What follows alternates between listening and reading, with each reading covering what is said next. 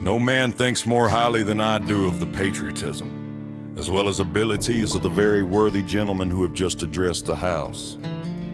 But different men often see the same subject in different lights, and therefore, I hope it will not be thought disrespectful to those gentlemen, if entertaining as I do opinions of a character very opposite to theirs, I shall speak forth my sentiments freely and without reserve.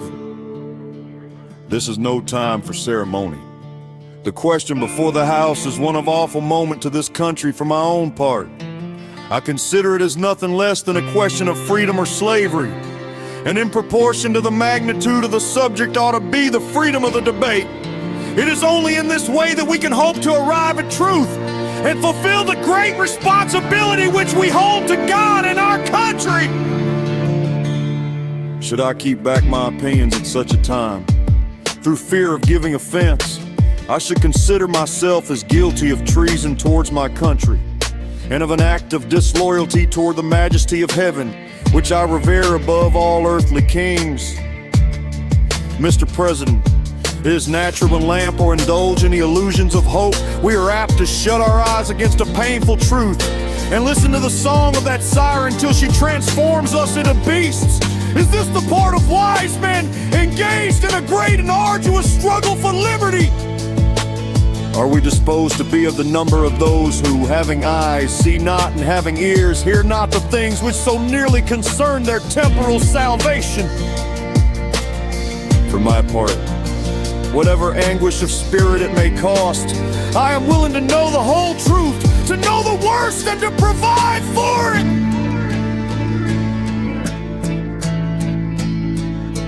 I have but one lamp by which my feet are guided, and that is the lamp of experience. I know of no way of judging of the future but by the past.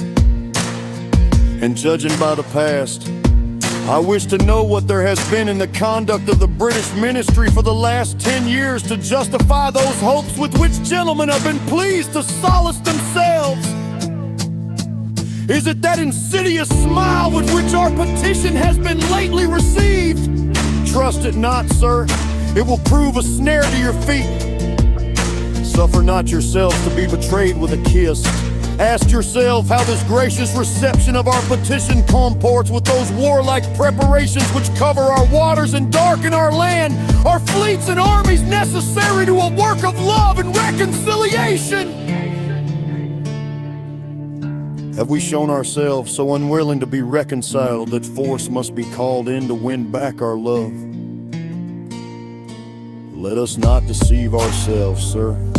These are the implements of war and subjugation, the last arguments to which kings resort. I ask gentlemen, sir, what means this martial array? If its purpose be not to force us to submission, can gentlemen assign any other possible motive for it? Has Great Britain any enemy in this quarter of the world to call for all this accumulation of navies and armies? No, sir, she has none! They are meant for us! They can be meant for no other!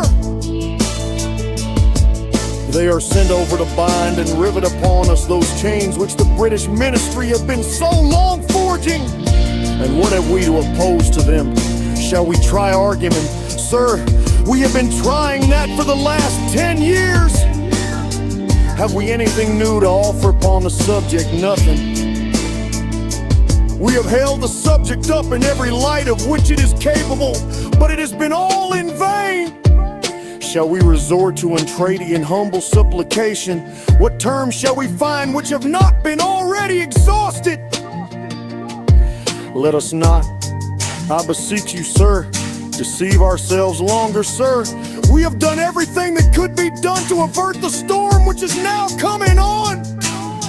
We have petitioned, we have remonstrated, we have supplicated, we have prostrated ourselves before the throne and have implored its interposition to arrest the tyrannical hands of the ministry and parliament. Our petitions have been slighted. Our remonstrances have produced additional violence and insult. Our supplications have been disregarded, and we have been spurned with contempt from the foot of the throne. In vain. After these things, May we indulge the fond hope of peace and reconciliation. There is no longer any room for hope. If we wish to be free, if we mean to preserve inviolate those inestimable privileges for which we have been so long contending, if we mean not basely to abandon the noble struggle in which we have been so long engaged, in which we have pledged ourselves, ne'er will, until the glorious object of our contest shall be obtained, we must fight. I repeat it, sir, we must fight. When appeal to arms and to the God of hosts is all that is left us. They tell us, sir, that we are weak, unable to cope with so formidable an adversary. But when shall we be stronger? Will it be next week or next year? Will it be when we are totally disarmed, and when a British guard shall be stationed in every house?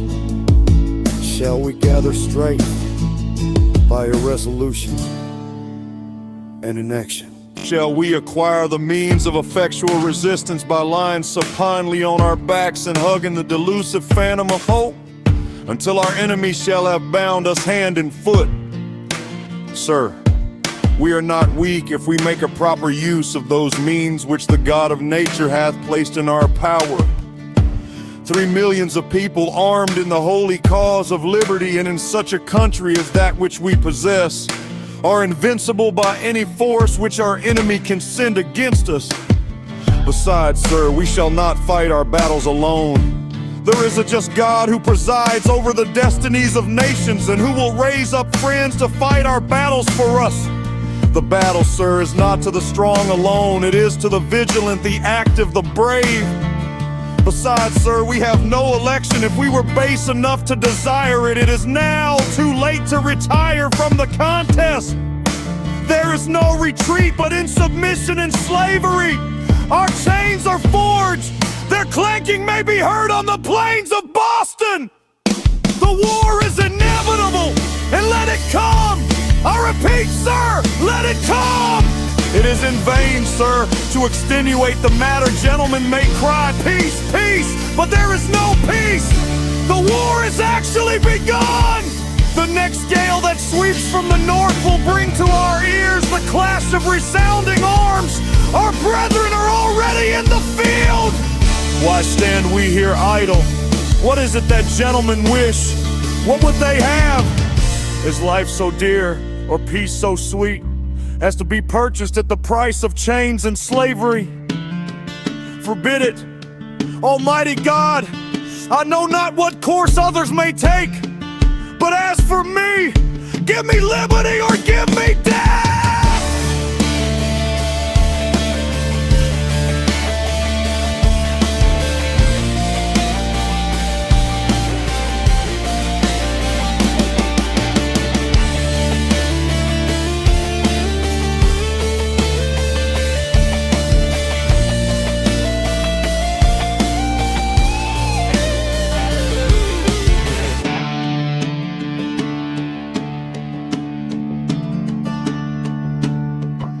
This speech was originally given by Patrick Henry on March 23, 1775 at St. John's Church, Richmond, Virginia.